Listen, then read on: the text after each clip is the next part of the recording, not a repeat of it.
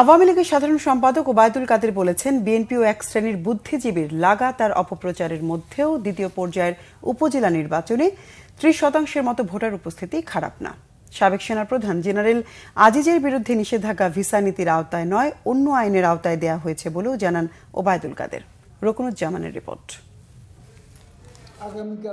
মঙ্গলবার ধানমন্ডিতে আওয়ামী লীগ সভানেত্রীর রাজনৈতিক কার্যালয়ে দ্বিতীয় পর্যায়ের উপজেলা নির্বাচন নিয়ে সংবাদ সম্মেলন করেন দলের সাধারণ সম্পাদক ওবায়দুল কাদের।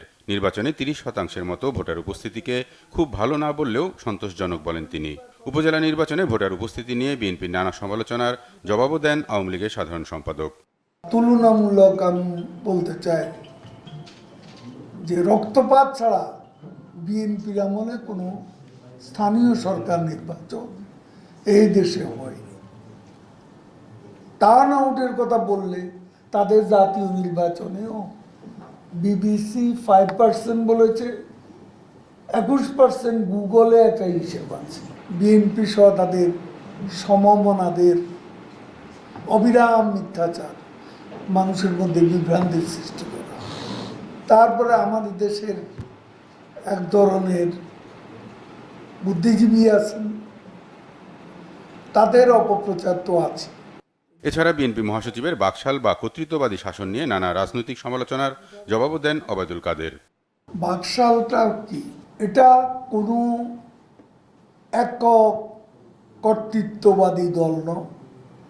এটা হচ্ছে জাতির প্রয়োজনে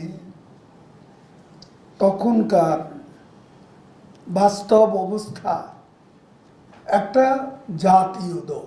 ফখরুল সাহেবরা যত মিথ্যাচারী করুক, জিয়াউর রহমান বিশেষভাবে বঙ্গবন্ধুর কাছে আবেদন করে সদস্যপদ লাভ করেছিলেন। আমি এটা চ্যালেঞ্জ করছি, এর সত্যতা তত্ত্বগত আছে। সাবেক সেনাপ্রধান অবসরপ্রাপ্ত জেনারেল আজিজের উপর মার্কিন নিষেধাজ্ঞা ভিসা নীতির আওতায় নয়, অন্য আইনের অধীনে বলেও পররাষ্ট্রমন্ত্রীর বক্তব্যই প্রতিধ্বনিত হয় ওবায়দুল কাদেরের কথায়।